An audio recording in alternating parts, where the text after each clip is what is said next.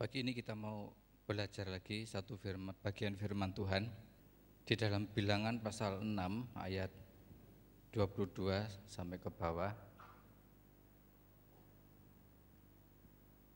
Pagi ini kita akan belajar ucapan berkat imam melalui dengan melihat bagaimana orang-orang Ibrani memandang, menilai, dan mengartikan ucapan berkat ini, sehingga kita juga boleh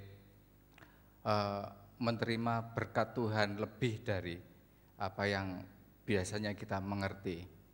Memahami sebuah konteks, sebuah tulisan itu juga untuk bisa memahami sebuah tulisan kita juga mesti belajar mengerti siapa yang menulis, sukunya apa, kapan itu ditulis, dan dia dari negara mana. Dari mimbar ini beberapa kali sudah disampaikan, kalau ingin memahami dengan betul firman Tuhan yang ditulis oleh orang-orang Yahudi di masa lalu, kita juga mesti belajar mengerti background, bahasa, budaya, dan sebagainya. Saya ingat Pak Ivan juga pernah menyampaikan, orang Amerika tidak akan memahami yang namanya, contohnya kalau orang Jawa bilang rai gedek gitu ya. Rai gedek, apa itu? Rai wajah dan tembok apa? Gedek itu tembok tembok yang dari bambu gitu ya, rai gedek. Kalau di Filipina itu tidak ada istilah rai gedek, yang ada itu rai plastik gitu. Oh, orang ini muka plastik gitu. Jadi untuk bisa mengerti muka plastik itu mesti mengerti konteks budaya orang Filipina dan artinya. Kalau orang Amerika dan kita menafsirkan, masa ada ya wajah dari plastik gitu ya. Jadi bisa misunderstanding, bisa salah mengerti. Bapak Gembala setiap akhir dari ibadah itu sudah mengucapkan ayat ini dari waktu ke waktu, tapi kita akan melihat ucapan berkat Imam Besar Harun menurut pemahaman orang Yahudi. Bilangan pasal 6 ayat 22 mulai. Bapak Yahweh berfirman kepada Musa, berbicaralah kepada Harun dan anak-anaknya, beginilah harus kamu memberkati orang Israel, katakanlah kepada mereka, Bapak Yahweh memberkati engkau dan melindungi engkau. Bapak Yahweh menyinari engkau dengan wajahnya dan memberi engkau kasih karunia. Bapak Yahweh menghadapkan wajahnya kepadamu dan memberi engkau damai sejahtera. 27. Demikianlah harus mereka meletakkan namaku atas orang Israel, maka aku akan memberkati mereka. Dalam konteks Tuhan memberi berkat, Tuhan itu juga memakai manusia. Tetapi juga ada beberapa pesan dari Tuhan mengenai manusia yang dipilih dan dikuduskan itu, yaitu bahwa di sana ada kata-kata harus. Jadi orang-orang yang dipakai Tuhan itu, kata-kata yang diucapkan itu sudah Tuhan tetapkan begitu rupa, sehingga manusia yang menjadi saluran Tuhan itu persis mengucapkan seperti apa yang Tuhan ingin ucapkan, karena itu yang Tuhan ingin kerjakan. Dan di tempat ini Bapak Ibu Saudara sudah mendengar hal ini. Berkat Harun ini juga memperkenalkan diri Tuhan sendiri tentang namanya. Bapak Ibu Saudara lihat di dalam tulisan tadi, kita melihat itu 3 kali itu nama Tuhan itu disebut, ya.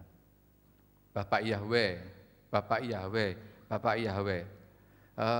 Bagi orang Ibrani, pengulangan itu punya arti yang khusus, bukan asbun, asal ngomong, bukan sekedar mengucapkan, besok ketemu ya, oh ya gitu.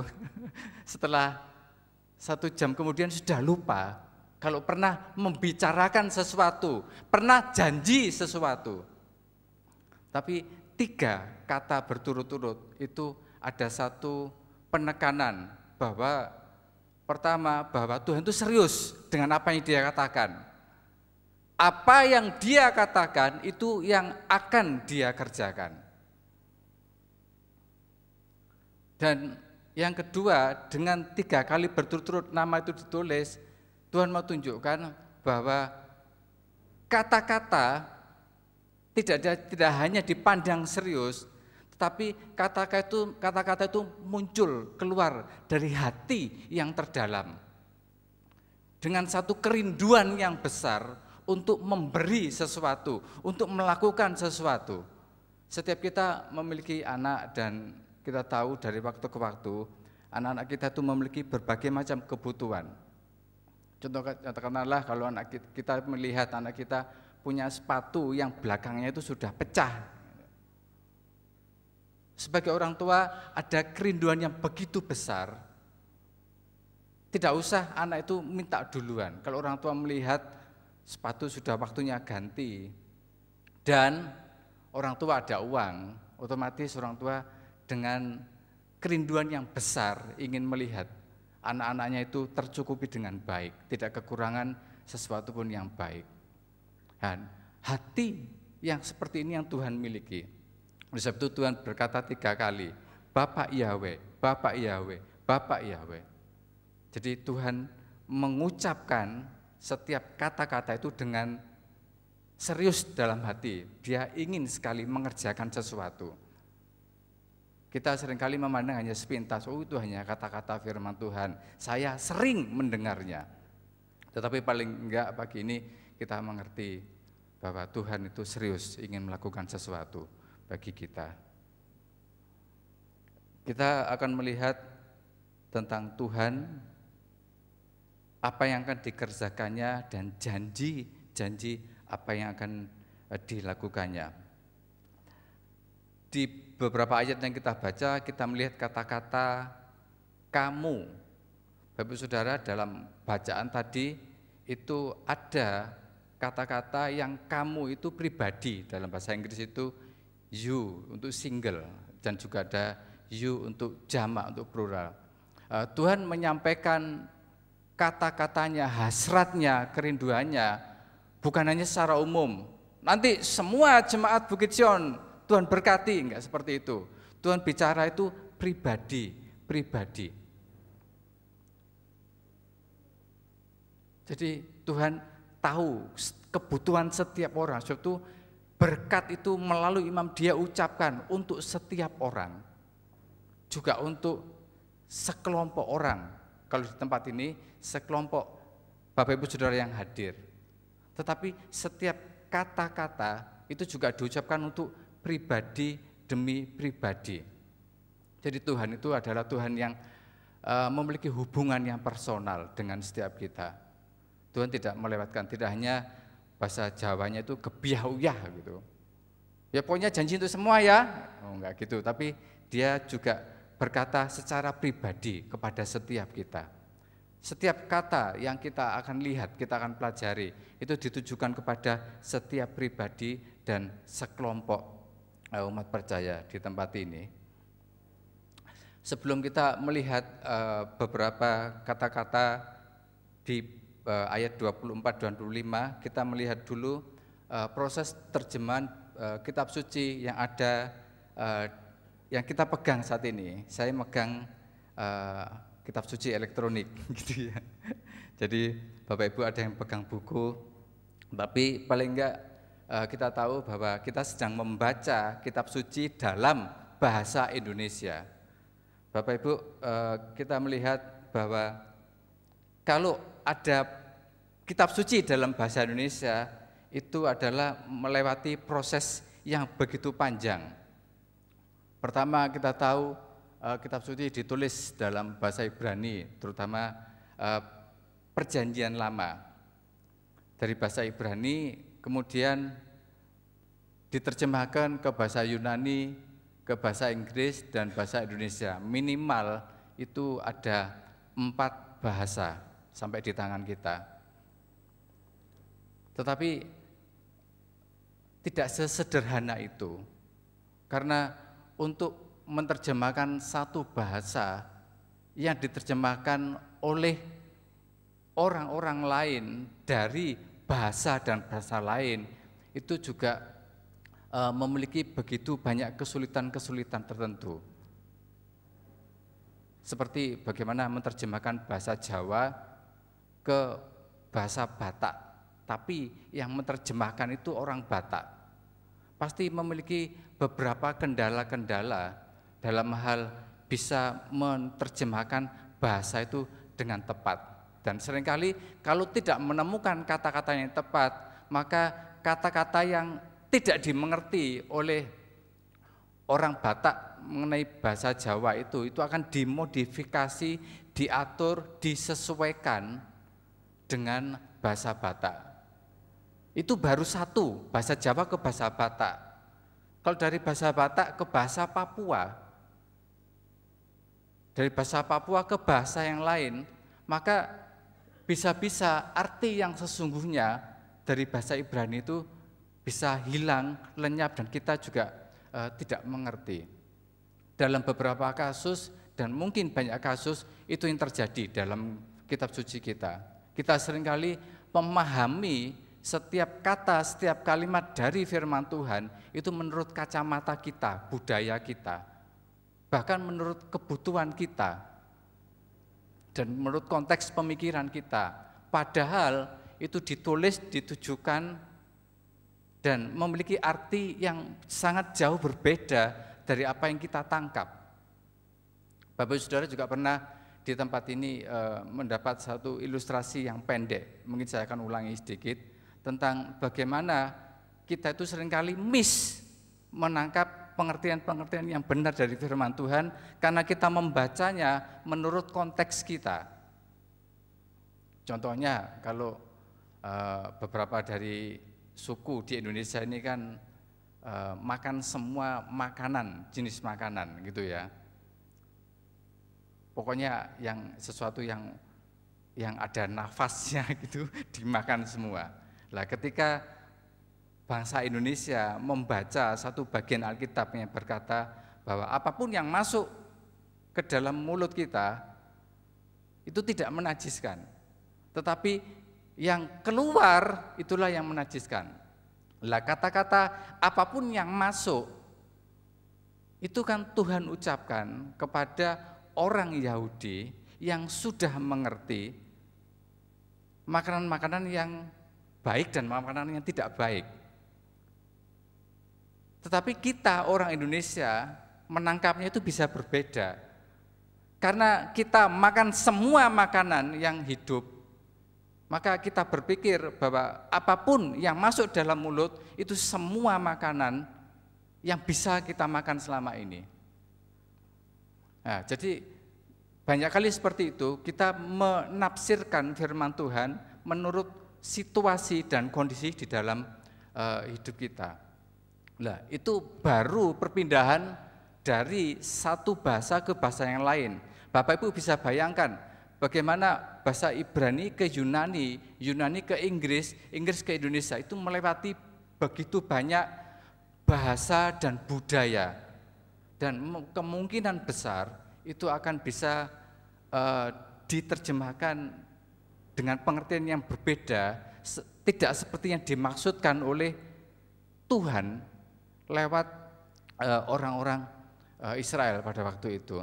Nah, bersyukur di tempat ini Bapak Ibu Saudara, dari waktu-waktu Tuhan bukakan bagaimana terus Tuhan ajarkan, kita diajar banyak kali melihat bagian firman Tuhan dari kacamata asli, dari kacamata orang Ibrani sendiri.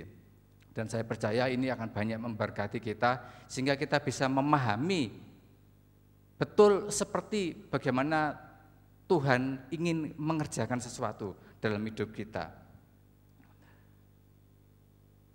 Saya sudah cantumkan secara ringkas di sini dari terjemahan bahasa satu ke bahasa yang lain itu dipengaruhi oleh budaya, bahasa, waktu, lokasi, situasi, kondisi, bahkan politik. Ini juga bisa mempengaruhi penafsiran-penafsiran yang ada, sehingga itu menyulitkan. Saya hanya ingin menekankan bahwa tidak mudah untuk bisa memahami apa yang Tuhan ingin kerjakan di dalam firman Tuhan, di dalam aslinya, karena berbagai macam budaya, bahasa, waktu, lokasi, dan sebagainya, maka kita akan seringkali mengalami kesulitan untuk bisa mengerti arti, maksud, tujuan dengan benar dari kata-kata firman Tuhan. Kita sudah beberapa kali belajar di sini, ini istilah-istilah yang hanya ada di Indonesia. Apa jadinya kalau istilah-istilah ini dibawa oleh orang Amerika dalam bahasa Inggris? Pasti orang Amerika bingung, ya kan? Mungkin diterjemahkan akan mencoba disesuaikan kata-katanya, walaupun mungkin tidak terlalu nangkep. Dan ada orang Belanda tertarik, oh bagus sekali ini, dari istilah-istilah yang diterjemahkan ke bahasa Inggris, mencoba diterjemahkan dengan bahasa Belanda. Dari bahasa Belanda, orang Afrika tertarik, bagus sekali, mencoba diterjemahkan, dimodifikasi ke orang Nigeria. Jadi itu akan menimbulkan banyak kesulitan. Dan ini yang terjadi. Makanya perkembangan itu bahasa juga satu progresif. Jadi sebetulnya ini juga beban doa kita supaya LAI, Lembaga Alkitab Indonesia, juga mengerti ini, sehingga LAI juga boleh mengerti bahwa ada progres, gitu loh, nggak bisa statis. Kalau ada perubahan, ada pembenahan, itu seharusnya juga mengikuti, karena dalam perkembangan bahasa itu ada begitu banyak perubahan-perubahan dan pengertian-pengertian baru yang lebih baik. Kita belajar satu hal saja pagi ini mengenai perbedaan mendasar antara pola pikir orang Ibrani dan pola pikir orang Yunani. Kenapa kita perlu belajar satu saja, yaitu mengenai abstrak dan konkret? Karena ketika bagian-bagian dari Alkitab yang ditulis dalam bahasa Ibrani itu diterjemahkan ke bahasa Yunani, maka orang-orang Yunani akan memakai istilah-istilah yang menurut orang Yunani itu yang the best, yang terbaik. Tetapi hari ini kita akan melihat bahwa itu justru menyulitkan kita untuk bisa mengerti dengan sederhana, dengan apa adanya firman Tuhan. Orang-orang Ibrani itu, Bapak Ibu Saudara, memiliki pola pikir yang konkret. Orang-orang Yunani itu memiliki pola pikir yang abstrak. Apa itu pola pikir yang konkret? Pola pikir yang konkret adalah sesuatu yang bisa dilihat, dirasa, diraba, dikecap. Itu konkret. Dan di konteks orang-orang Ibrani, banyak kata-kata yang kita bisa lihat, bisa kerjakan, dan kita bisa tahu sesuatu. Tapi di konsep Yunani, di mana kata-kata abstrak banyak, karena di sana juga banyak para filsafat, orang-orang yang mengunggulkan dalam tanda kutip itu satu pengetahuan, maka begitu banyak istilah-istilah yang abstrak yang menyulitkan kita untuk bisa mengerti dengan betul. Kata-kata itu perlu diterjemahkan lagi. Tapi kalau orang Ibrani, kata-kata yang konkret itu tidak perlu diterjemahkan. Dengan mengulas satu kata, dengan menyebut satu kata itu kita sudah mengerti. Tetapi kalau kata-kata abstrak yang dari Yunani ini, kata-kata yang tidak bisa dilihat, diraba, dirasa, dikecap, itu menyulitkan. Ketika kata-kata itu disebut, itu kita perlu menafsirkan banyak hal. Dan tafsirannya itu bisa beda-beda. Seperti salah satu contoh, kata percaya. Ada percaya, ada iman. Apa itu percaya? Oh, itu perlu perlu ditafsirkan berbeda-beda. Itu kata-kata yang abstrak, tidak bisa dilihat, masih istilah Jawa itu diawang-awang gitu loh.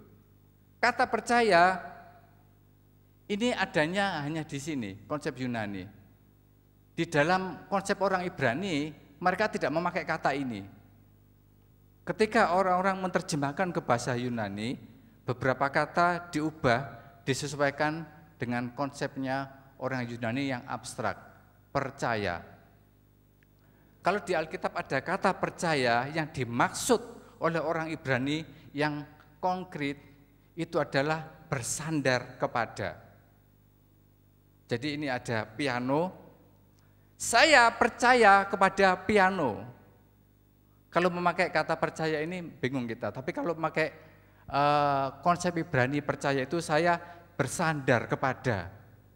Jadi saya mempercayakan diri saya kepada piano sehingga saya tidak jatuh. Saya percaya itu konsep Yunani, tapi saya bersandar kepada. Kalau ada istilah saya percaya kepada Tuhan, ayo percaya kepada Tuhan. Ya sudah saya percaya, tapi ya gitu ya. Tapi kalau pakai bahasa yang konkret, ayo bersandar kepada Tuhan. Itu kita lebih mudah mengerti. Ada lagi kata hikmat. Ayo miliki hikmat. Gitu. Saudara bisa menafsirkan berbeda-beda kan kata hikmat ini. Tetapi dalam konsep Ibrani mereka tidak memakai kata hikmat ini. Yang dipakai itu adalah hikmat itu terjemahan dari budaya Ibrani apa? Itu tahu membedakan yang baik dan yang buruk. Itu hikmat. Ayo kenali yang baik mana dan yang buruk mana, dan lakukan yang baik, itu hikmat.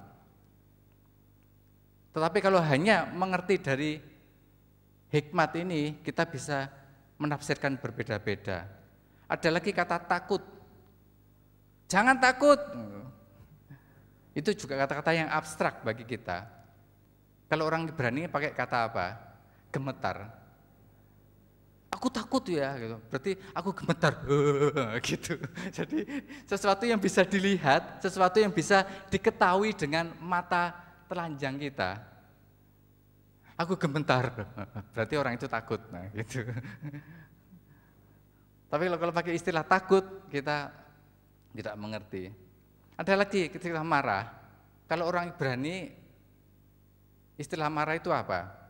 Yaitu menaikkan hidungnya. Nah, itu. Oh, orang itu hidungnya naik, gitu, naikkan hidungnya, gini. Berarti dia lagi, gini, dia lagi marah. Jadi orang Ibrani marah itu bisa dilihat, gitu. Oh, hidungnya naik, berarti dia lagi marah. Terakhir, cinta. I love you, I love you. Nah, cinta itu apa? Ada banyak cowok cewek yang salah mengartikan cinta ini. Hatinya mungkin tidak betul-betul cinta, tapi ada sesuatu, ada keinginan sesuatu, tapi bilangnya I love you gitu. Nah, cinta ini pun juga datangnya dari konsep Yunani ini. Tapi kalau orang Ibrani bilang cinta, itu bilang seperti ini. Aku cinta kamu, berarti aku mencukupi kebutuhanmu dan melindungi kamu. Lah itu cintanya orang Ibrani itu gitu. Jadi sesuatu yang jelas. Kalau nggak tahu kan karepnya sendiri, ingin sesuatu gitu, dia punya kebutuhan egois sebetulnya, ingin kebutuhan punya pacar gitu ya. Ada orang itu suka gitu, aku cinta kamu. Tapi dalam hatinya dia tidak ingin memberikan, tidak ingin melindungi sesuatu, ingin dapat sesuatu. Kenapa banyak seperti itu? Karena pengertian cinta itu tidak seperti yang orang Ibrani ajarkan itu. Jadi kata cinta dalam konteks Ibrani itu adalah aku cinta kamu, aku mencukupi kebutuhanmu dan aku melindungi kamu. Nah itu konsep cinta dalam bahasa Ibrani. Di dalam pembacaan di atas pasal 24-26 Bapak Ibu Saudara, ada beberapa kata abstrak yang tidak bisa dilihat seperti sebuah konsep yang juga perlu diterjemahkan, tapi pagi ini kita akan melihat dari konteks, dari pemahaman orang Ibrani. Ada kata memberkati, berkat, melindungi, menyinari, sinar, kasih karunia. Apa itu kasih karunia? Itu hal yang abstrak. Apa itu menghadapkan? Apa itu damai sejahtera? Itu kata-kata yang abstrak yang akan kita lihat dari pola pikir orang Ibrani. Berharap setelah ini setiap berkat ini diucapkan, kita bisa mengenal dengan tepat apa yang Tuhan ingin kerjakan dalam hidup kita, sehingga kita juga bisa mengenal, menerima, dan mengaminkan dan mengalami apa yang Tuhan akan kerjakan. Ada kata-kata memberkati, melindungi, menyinari, kasih karunia, menghadapkan damai sejahtera. Mari kita lihat yang pertama. Ada statement yang kita lihat tadi, Bapak Yahweh memberkati engkau. Kata berkat dalam bahasa Ibraninya adalah barak. Barak. Diterjemahkan dalam bahasa Indonesia itu berkat atau blessing. Di dalam Kejadian pasal 24 ayat 11 itu firman Tuhan berkata, di sana disuruhnyalah unta itu berhenti di luar kota dekat suatu sumur dan seterusnya. Kata berhenti itu juga memakai kata yang sama, yaitu barak. Kalau di mana tadi? Di bilangan kata barak itu diterjemahkan berkat, memberkati. Tapi di Kejadian pasal 24 kata yang sama itu diterjemahkan berhenti. Tapi di King James itu diterjemahkan to kneel down, yaitu berlutut. Nah, itu terjemahan yang lebih tepat. Jadi di sana disuruhnyalah unta itu berlutut di luar kota dekat sumur itu. Disuruhnya unta itu bukan hanya berhenti, tapi berlutut. Berlutut itu terjemahan yang sama dengan berkat dari kata yang sama, yaitu barak. Kira-kira gambarnya seperti ini. Saya nggak tahu itu jelas enggak dari belakang. Tapi ini unta yang sedang berlutut. Inilah unta sedang barak, berlutut.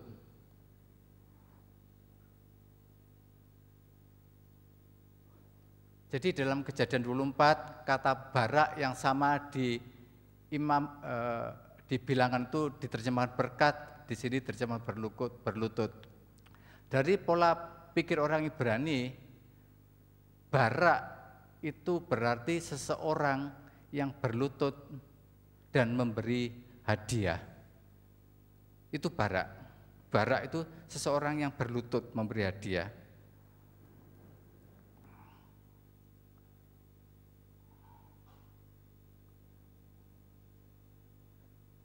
Di sini ada dua hal yang akan kita lihat mengenai barak. Pertama, arti literal, arti harafiahnya. Seseorang yang berlutut, ini contoh seperti seorang pria yang mengajak pacarnya untuk menikah. Ya ini bukan di timur di Indonesia ya. Saya nggak tahu bagaimana bapak-bapak mencoba melamar calon istri dulu bagaimana. Apakah berlutut seperti ini? Mungkin ini bukan pola Indonesia ya, pola Barat. Kalau mau mengajak menikah itu biasanya laki-lakinya berlutut loh. Laki-lakinya berlutut dan membuka cincin dan berkata, kalau mungkin namanya Kathy ini, Kathy, will you marry me? Nah, gitu. Kathy, maukah kamu menikah sama aku? Nah, dia berlutut dan memberi cincin. Itu adalah contoh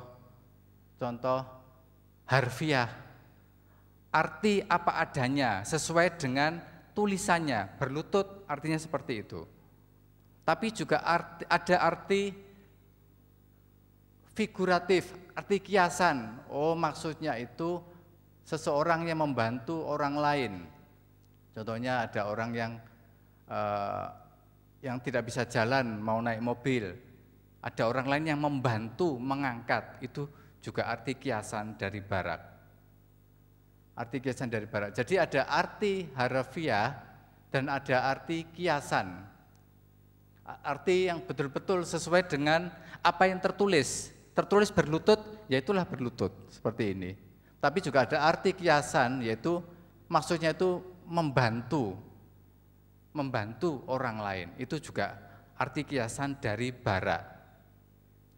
Sekarang pertanyaan untuk Bapak Ibu Saudara.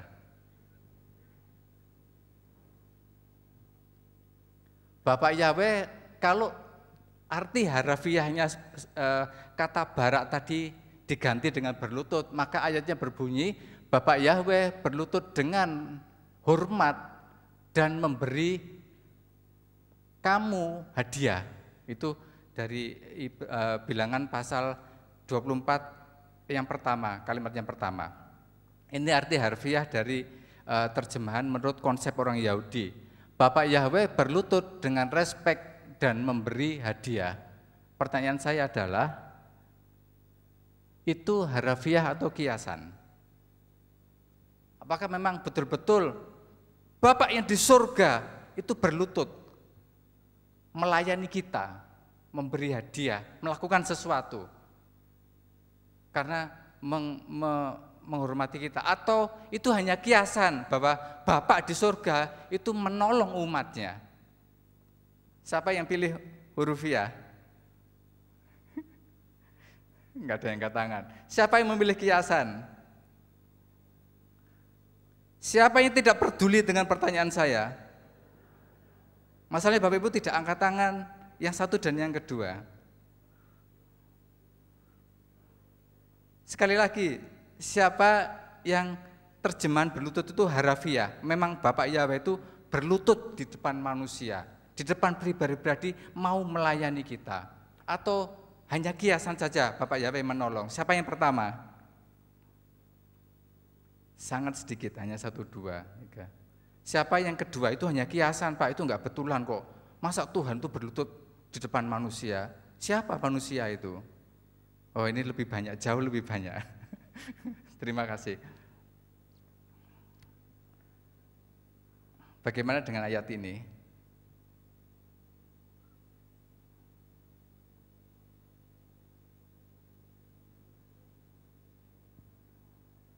Yohanes pasal 13 ayat 4 dan 5. Tuhan Yesus membasuh kaki murid-muridnya. Kalau Tuhan Yesus adalah Tuhan dan Tuan, itu membasuh kaki, itu posisinya seperti apa? Saya nggak yakin Bapak posisinya itu gini. Ayo, siap ya Petrus, Yohanes, nih tak cuci ya, ini kayak gini ya. Saya kok cenderung percaya Bapak betul-betul Tuhan itu berlutut seperti ini, membasuh seperti ini.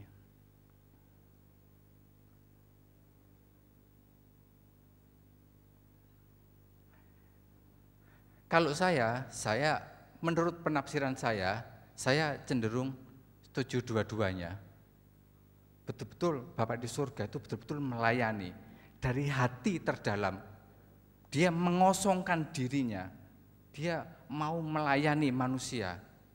Itu begitu rupa, sehingga dalam konsep orang Yahudi, Bapak itu betul-betul merendahkan diri, berlutut melayani manusia secara hurufiah. Dan saya juga percaya kiasannya, di mana Tuhan juga menolong dalam hidup kita.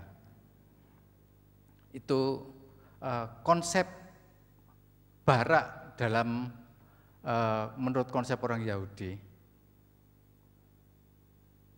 Terus sekali lagi pertanyaan untuk kita, ini bukan jebakan, hanya memancing Bapak Ibu Saudara untuk mulai memikir sesuatu.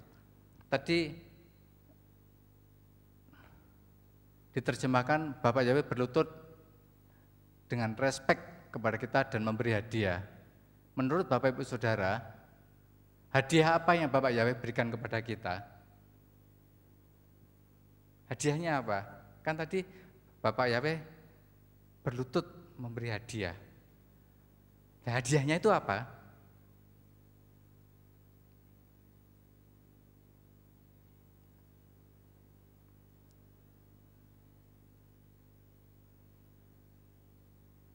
Ya mungkin dalam pikiran kita tuh hadiahnya ya kebutuhan saya, Pak, gitu.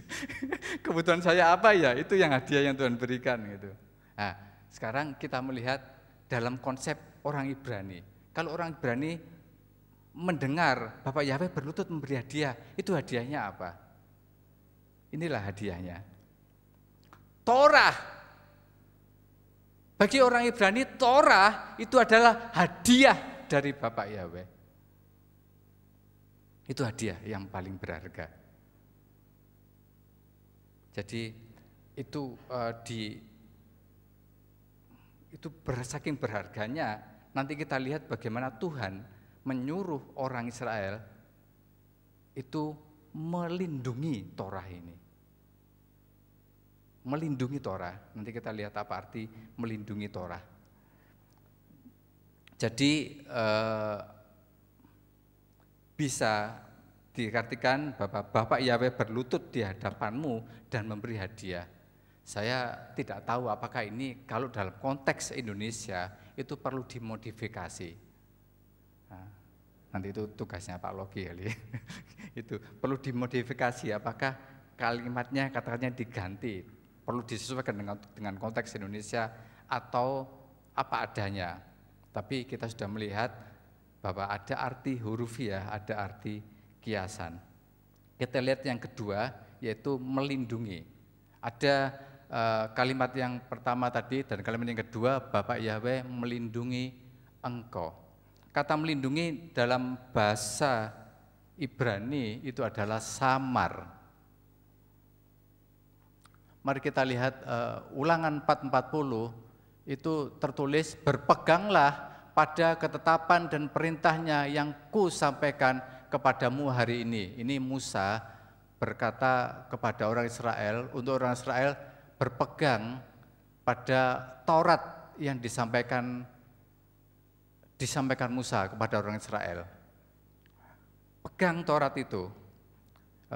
Dalam ibis bahasa Indonesia sehari-hari, kata berpegang itu adalah taat. Kamu harus taat kepada ketetapan dan perintahnya yang kusampaikan kepadamu hari ini. Kata berpegang, taat itu jadi kata yang sama, samar. Kalau diterjemahkan dalam seperti kata aslinya, maka ayat ini berbunyi lindungi Taurat. Nah, itu yang saya bisa ringkas ya. Itu Taurat, kamu harus melindungi. Nah, itu.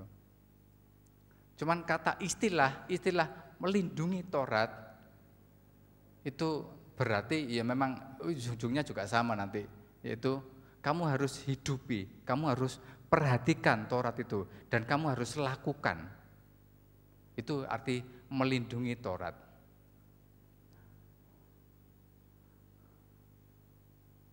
Ini arti tadi melindungi Taurat. Kembali ke kata samar.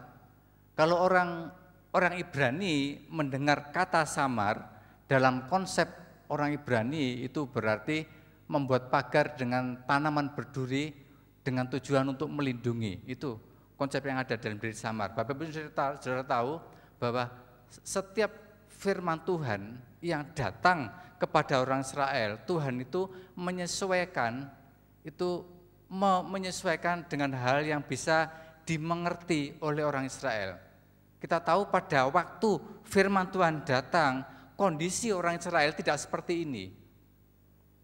Kondisi orang Israel itu pada waktu itu ada di dalam padang gurun, ada pertanian, ada peternakan, ada hutan, ada sungai. Lah, di situasi-situasi seperti itulah seringkali Tuhan berfirman sesuai dengan memakai hal-hal yang ada di apa yang kelihatan di sekitar orang Israel. Sehingga orang Israel itu mengerti dengan enak. Dan ketika kata samar ini muncul, maka orang Israel langsung paham. Gitu loh. Paham. Kalau mereka mendengar kata-kata Tuhan samar, Tuhan melindungi engkau, konsepnya orang Israel itu langsung ke padang belantara. Bagaimana mereka sebagai gembala itu melindungi domba-dombanya. Dalam konteks samar, maka ini yang mereka mengerti. Berarti kalau Tuhan melindungi orang Israel, Tuhan tuh membuat pagar sekeliling orang Israel. Tadi kita nyanyikan benteng. Tapi dulu belum ada benteng. Yang ada itu di padang belantara ada banyak domba-domba. Dan bagaimana menjaga, melindungi domba-domba ini? Maka mereka membuat pagar dari tanaman yang berduri. Mungkin ini contohnya. Ini dikumpulkan, dijadikan pagar supaya domba-dombanya terlindungi dari bahaya binatang-binatang buas. Kalau dalam konteks yang lebih modern mungkin seperti ini pagarnya ya, ada kayu, ada tulang-tulangnya ini sehingga terlindungi. Saya tidak menemukan gambar pagar yang seperti ini. Mungkin ini memang zaman dulu. Tapi itulah pengertian samar. Jadi dilindungi dengan pagar yang berduri sehingga betul-betul aman. Tidak ada singa yang berani masuk karena banyak duri. Tidak ada serigala yang bisa masuk karena berduri. Jadi perlindungannya itu betul-betul aman. Ketika orang Israel mendengar tentang samar, maka orang Israel akan menerjemahkan bahwa Bapak Yahweh,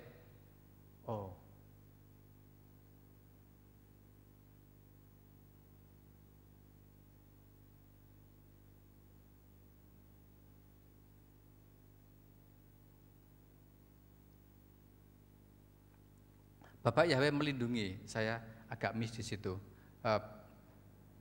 Ketika mereka mendengar bahwa Bapak Yahweh melindungi engkau, berarti dalam konsep orang Ibrani bahwa Bapak Yahweh itu membuat benteng yang kokoh, yang tidak akan ditembus oleh apapun juga. Pelindungan Tuhan itu betul-betul sempurna. Jadi kalau Tuhan bilang, aku melindungi engkau, itu betul-betul sempurna. Seperti apa yang bisa orang Israel bayangkan ketika firman itu datang. Mari kita lihat yang ketiga, tertulis Bapak Yahweh menyinari engkau, dari kata or, bersinar.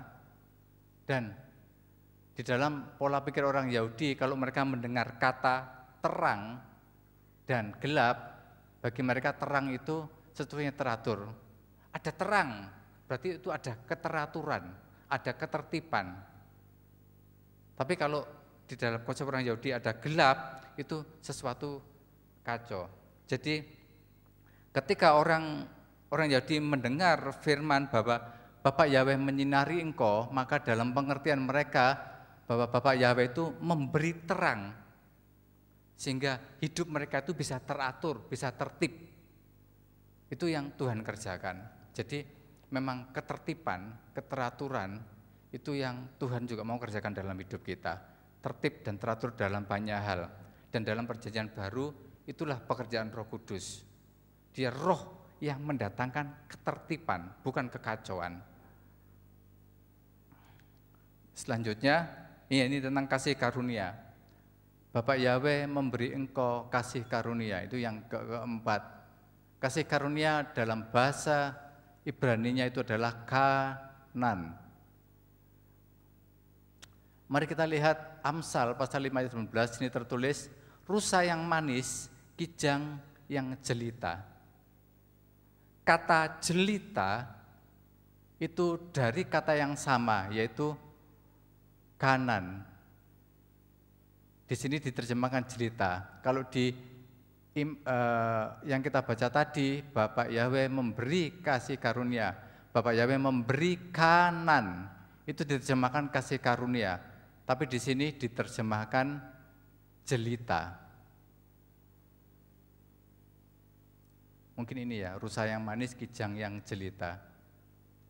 Kalau kita kembali ke dunia lama di mana orang-orang Ibrani hidup pada waktu itu, maka ketika mereka melihat rusa dan melihat padang gurun, tumbuh-tumbuhan yang indah, rusa di antara pepohonan, maka dalam konsep mereka ini kanan, ini rusa ini cantik sekali, gitu loh, beautiful, indah, cantik, jadi menyenangkan, melihatnya itu menyenangkan.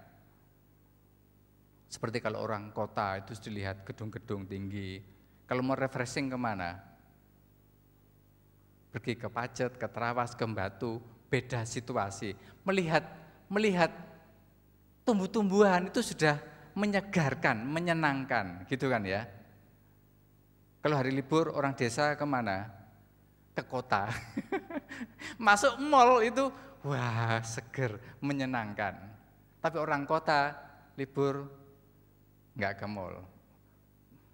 Back to the nature, gitu ya, kembali ke alam atau ke pantai. Sudah berhari-hari, berbulan-bulan tidak melihat laut, hanya di TV lihat laut. Kalau hari libur itu pergi ke laut, lihat ombak, lihat laut itu menyenangkan. Nah, ketika orang-orang Israel melihat rusa, kijang di antara pepohonan, maka itulah kanan, itulah hal yang menyenangkan, indah, beautiful. Itu arti dari kanan. Jadi kata yang sama diterjemahkan kasih karunia, kata yang ini juga diterjemahkan jelita. Untuk bisa memahami penggunaan kata ini juga dihubungkan dengan kata lain yang berhubungan dengan kanan, yaitu mekenah. Mekenah itu juga bahan dasarnya itu dari kanan, artinya tenda dan atau rumah. Bagi orang Ibrani, kalau mereka mendengar kata mekenah, tenda, itu bukan hanya satu tempat, itu tok. Mereka punya arti yang lebih dalam lagi. Kalau mereka melihat tentang kemah, maka bagi orang Ibrani itu adalah tempat beristirahat. Jadi kalau mendengar kata rumah, itu yang di sini muncul, itu pertama tempat istirahat. Yang kedua, itu tempat di mana ada makanan. Adanya di kemah, ada makanan. Apalagi yang orang Ibrani pikirkan tentang kemah, yaitu ada teman-teman, ada persahabatan di sana, tempat untuk ngobrol, tempat untuk berfellowship, menjalin hubungan, berbicara sesuatu, itu tenda, kemah. Dan juga tempat ada kasih, ada saling memberi, saling melayani di kemah itu. Lah, untuk mengerti ini kira-kira makanannya, saya nggak tahu ini apa, nggak tuh jelas. Tapi saya berharap ini yang halal ya. Jadi kata kanan dalam konsep orang Yahudi itu adalah, yaitu Bapak Yahweh memberi kasih karunia. Menurut konsep orang Yahudi itu diterjemahkan Bapak Yahweh menyediakan kasih, persahabatan, makanan, dan bisa ditambahkan ada perlindungan, tempat istirahat bagimu. Ketika Tuhan bilang Bapak Yahweh memberi engkau kasih karunia, berarti Bapak Yahweh menyediakan satu tempat untuk kita bisa beristirahat, tempat untuk kita bisa makan yang enak, kebutuhan kita dicukupi, tempat untuk menjalin hubungan. Bapak juga menyediakan kasih-Nya kepada kita. Itu terjemahan dari kasih karunia menurut konsep mereka. Ada kata Bapak Yahweh menghadapkan wajahnya kepadamu, menghadapkan ini terjemahan lain juga mengangkat, seperti seorang bapak mengangkat anaknya. Bapak Yahweh menghadapkan wajahnya, berarti Bapak Yahweh mengangkat wajahnya. Mengangkat, saya percaya ini mengangkat dengan sukacita. Tapi dalam konsep orang Ibrani itu artinya menghadapkan, itu Bapak Yahweh memperhatikan secara khusus. Bapak Yahweh serius, karena itu berharga. Kalau kita melihat sesuatu yang berharga, kita tidak asal-asalan dalam memandang. Kita perhatikan dengan khusus, dengan serius, gitu ya. Bapak ini sangat penting. Gitu. Dan bagi Bapak Yahweh, setiap orang itu adalah penting, sehingga Tuhan tuh perhatikan, Tuhan layani itu pribadi-pribadi. Makanya dalam perjanjian baru Tuhan berkata bahwa gembala itu mengenal domba-dombanya. Jadi perhatian Tuhan itu per pribadi. Kalau banyak orang bisa misunderstanding kita, salah mengerti kita, tapi tidak seperti itu dengan Bapa di surga. Dia memperhatikan setiap orang pribadi-pribadi. Dan perhatian Tuhan itu khusus, dan itu tercermin di dalam tulisan Bapak Yahweh menghadapkan wajahnya. Bapak Yahweh memperhatikan kita secara khusus. Untuk apa? Kita lihat nanti. Saya mencoba menerjemahkan seperti ini. Bapak Yahweh memperhatikan dirimu dengan perhatian yang khusus, tidak asal-asalan. Kalau ketemu gitu loh, halo, ayo, enggak seperti itu gitu yo. Ya.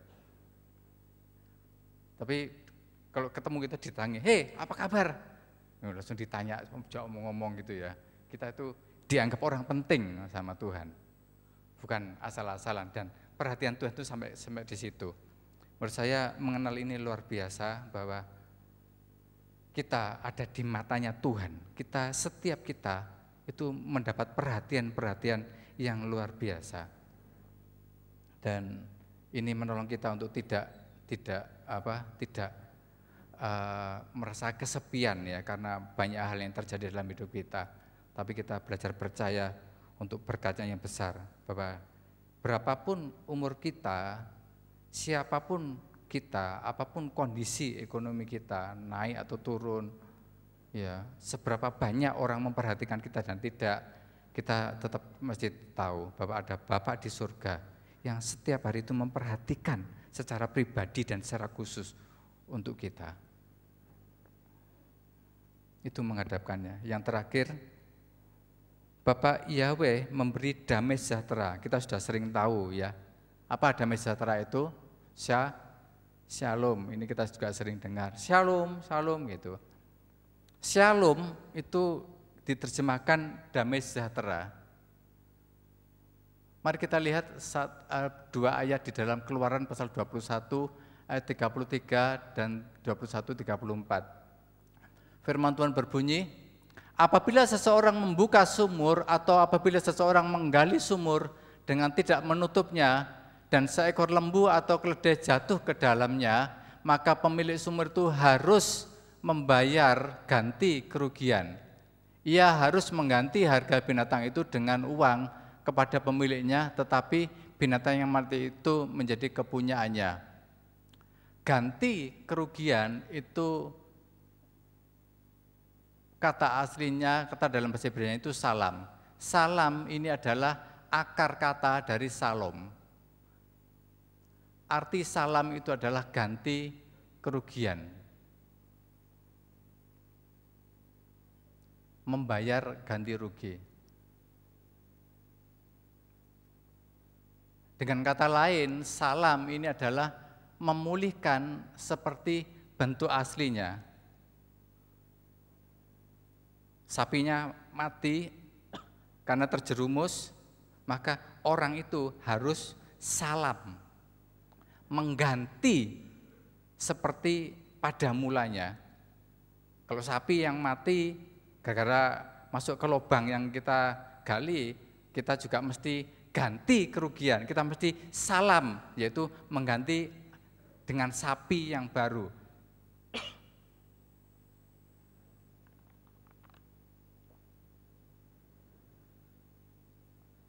Dari kata ini, maka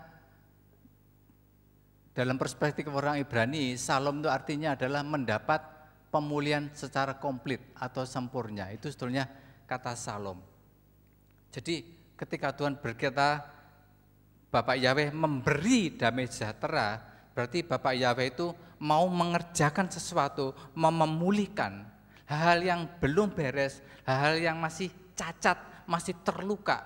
Itu Tuhan mengerjakan sesuatu untuk memulihkan dari hari ke hari, dari waktu ke waktu. Tuhan mengerjakan pemulihan ini. Dan itu luar biasa Bapak Ibu Saudara. Jadi Tuhan tidak hanya mati di kayu salib untuk kita, tetapi Tuhan dari hari ke hari mengerjakan pemulihan. Tuhan memberikan Shalom-Nya. Tuhan terus membenahi apa yang masih kurang dalam hidup kita. Dan itu terus dikerjakan, dan itu bagian dari berkat yang Tuhan berikan buat kita. Jadi ini pelajaran yang berharga, kita jangan berhenti untuk berubah, kira-kira seperti itu. Kalau Tuhan beritahu ada hal-hal yang perlu dirubah, perlu dibenahi, itu bagian dari Tuhan, karena Dia inginkan kita itu sempurna. Itulah Shalom. Jadi kalau Tuhan berkata bahwa Dia memberikan Shalom-Nya, maka Dia akan mengerjakan pemulihan-pemulihan itu sampai kita itu perfect, kita itu wholeness, penuh, tidak ada satu celah pun dalam hidup kita. Itu luar biasa. Mengapa hal ini penting? Bapak Ibu bisa bayangkan gambarnya seperti kapal yang besar. Kapal yang besar itu kan dari besi yang kokoh gitu ya, kuat gitu, dan bisa mengapung di air. Tapi kalau hanya ada satu celah kecil, lubang kecil, apakah itu hal kecil? Tidak. Bagi kapal besar atau kapal selam, ada satu lubang kecil, itu bahaya besar. Setuju ya? Jadi jangan meremehkan namanya cacat, namanya kelemahan, namanya dosa. Apapun yang namanya kelemahan dan dosa, kalau itu tidak sesuai firman Tuhan, sekecil apapun itu akan menghancurkan hidup kita. Makanya yang Tuhan kerjakan adalah Dia memberi Shalom. Dia ingin kita penuh, full, tidak ada satu cacat pun, tidak ada. Kita lihat dalam kehidupan bermasyarakat kita, ada orang punya banyak kelebihan. Ya, katakanlah kelebihannya itu 9.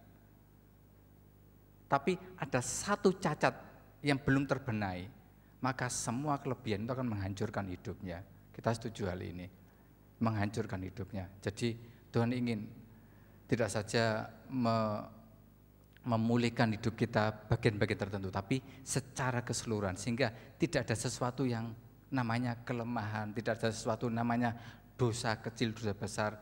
Tuhan ingin bongkar, Tuhan ingin kita membuangnya, dan Tuhan ingin kita perfect seperti Dia. Karena kalau tidak, itu untuk menghancurkan sebuah kapal selam tidak perlu bom yang besar. Tapi kalau ada satu lubang jarum yang dimana air masuk, kapal selam itu bisa hancur. Dan untuk menghancurkan hidup orang percaya, setan tidak perlu celah-celah yang besar. Celah-celah yang kecil-kecil itu pun akan menghancurkan hidup kita. Dan itu bukan hatinya Tuhan. Hatinya Bapa adalah setiap orang yang sudah ditebus itu perfect, sempurna seperti Dia. Makanya Dia dari hari ke hari, Dia memberikan Shalom-Nya, mengerjakan pemulihannya, supaya kita itu betul-betul tertutup rapat, ada dalam perlindungan Tuhan. Bapak Ibu Saudara, Tuhan, bagiannya Tuhan, itu sudah melindungi kita. Tapi adanya celah, adanya pemberontakan, adanya ketidaktaatan, itu membuat celah terbuka. Salah satu bagian firman Tuhan dalam pengkhotbah berkata bahwa kalau kamu mendobrak tembok, kalau kamu mendobrak benteng, maka ular akan memagutmu. Seringkali celah terbuka itu bukan karena Tuhan tidak cukup kuat melindungi kita, tetapi kita yang karena ketidaktaatan kita tuh keluar dari bentengnya Tuhan, maka ular itu memanggut kita dan kita kena lah masalah. Ya, perlindungan Tuhan itu cukup buat kita dan luar biasa. Tapi yang membuat kita keluar dari perlindungan Tuhan itu adalah ketidaktaatan kita. Jadi kita mesti berhati-hati dalam hal ini. Pengertian sabat Shalom dalam konsep orang Yahudi itu adalah pemulihan yang didapatkan setelah mengalami keletihan dari bekerja selama 6 hari. Mereka sudah bekerja 6 hari, kemudian mereka masuk ke hari Sabat. Itu mereka masuk ke sabat Shalom. Berharap di hari Sabat itu mereka betul-betul mendapat refresh, mendapat pembaharuan, mendapat pemulihan, mendapat kesegaran. Apa yang sudah hilang, kekuatan, kesehatan, karena kerja lembur, karena capek, banyak bekerja, banyak pikiran dalam pekerjaan, itu berharap di sabat Shalom, di hari Sabtu itu betul-betul berhenti dari pekerjaan dan mendapat pemulihan, sehingga kita disegarkan lagi, kita dipuaskan lagi, dan untuk hari selanjutnya kita bisa bekerja lagi. Itu pengertian sabat Shalom.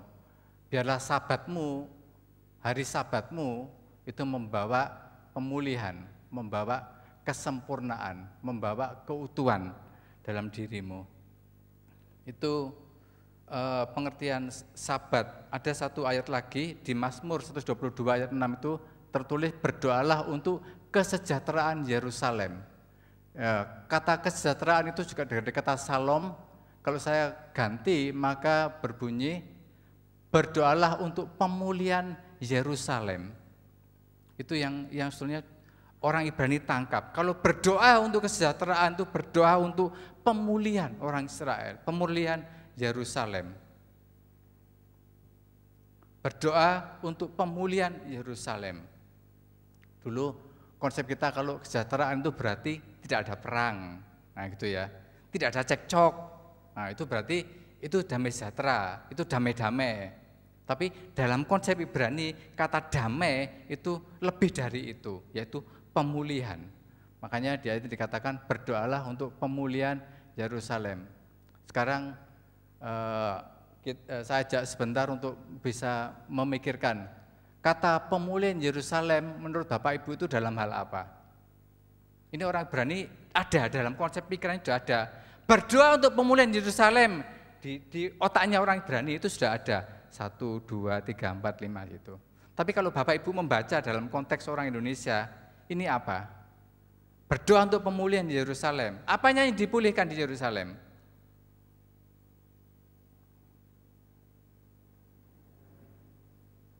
Ya, akan banyak pertanyaan dan masih menjadi pertanyaan. Itu dari Bapak Ibu banyak pertanyaan Mas Yan. Belum ada jawaban. Menurut konsep orang Ibrani, berdoa untuk pemulihan Israel pertama itu adalah pemulihan Torah.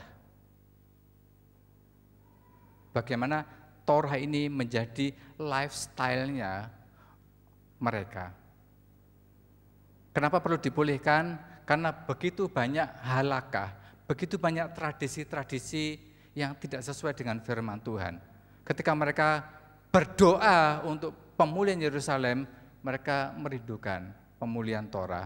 Yang kedua, mereka merindukan pemulihan kerajaan. Ya, ada raja. Ini perhatikan, ini konteksnya orang Ibrani, apa yang menjadi angan-angan, impian orang Ibrani. Dan yang ketiga, mereka menginginkan bait suci terbangun. Sekali lagi, ini keinginan orang Israel ketika Yerusalem dipulihkan.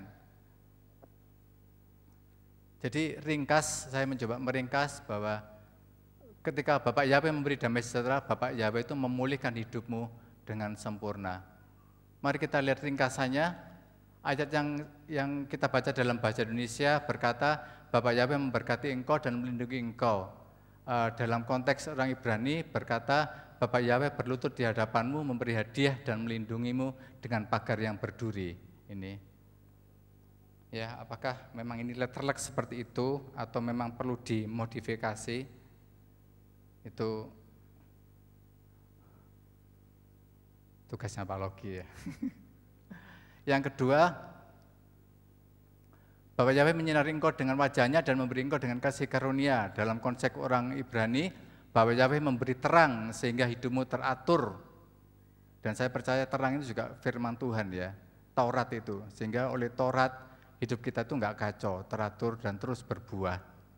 Bapak Yahweh memberi terang sehingga hidupmu teratur dan menyediakan kasih, persahabatan dan makanan kepadamu. Terakhir, Bapak Yahweh menghadapkan wajahnya kepadamu dan memberi engkau damai sejahtera. Konsep Yahudi, Bapak Yahweh memperhatikan dirimu dengan perhatian yang khusus dan memulihkan hidupmu dengan sempurna. Nah ini, ada dua catatan yang ingin saya akhiri dengan dua catatan ini. Berkat Harun itu bukan magic. Kenapa perlu dijelaskan ini? Karena konsep tentang Tuhan menurut bangsa-bangsa sekitar Israel itu berbeda. Jadi kalau mereka bisa menyebut Tuhan, mereka bisa menyebut rumus-rumus tertentu, mereka itu bisa mendatangkan sesuatu, mendatangkan kuasa. Tetapi Tuhan mau tunjukkan bahwa di dalam berkat Harun itu bukan seperti itu. Tuhan mau tunjukkan bahwa Tuhanlah yang mengatur manusia, bukan manusia yang mengatur Tuhan. Berbeda dengan konsep orang-orang bangsa-bangsa di sekitar Israel. Kita pun juga mesti mengerti itu, bahwa Tuhanlah yang mengontrol, mengatur hidup kita. Terus berkat Tuhan itu bukan shortcut blessing. Jadi bukan jalan pintas menuju kita mendapat sesuatu. Ucapan berkat itu ada follow up-nya. Ucapan berkat itu bisa terjadi, bisa datang kepada kita dengan catatan adalah di ayat 27. Dikatakan, demikianlah mereka harus meletakkan namaku atas orang Israel, maka aku akan memberkati mereka.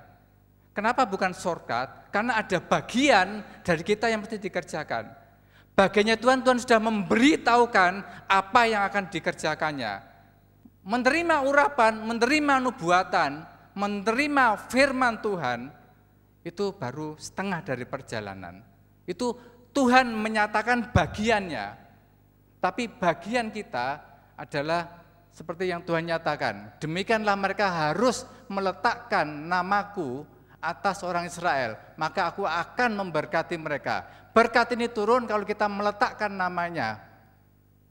Kata meletakkan saya coba lihat dari Strong Concordance itu memegang, menerima atau melakukan. Sedang namaku, nama dalam konteks Israel itu adalah karakter, kehendak, keinginan, hatinya Tuhan.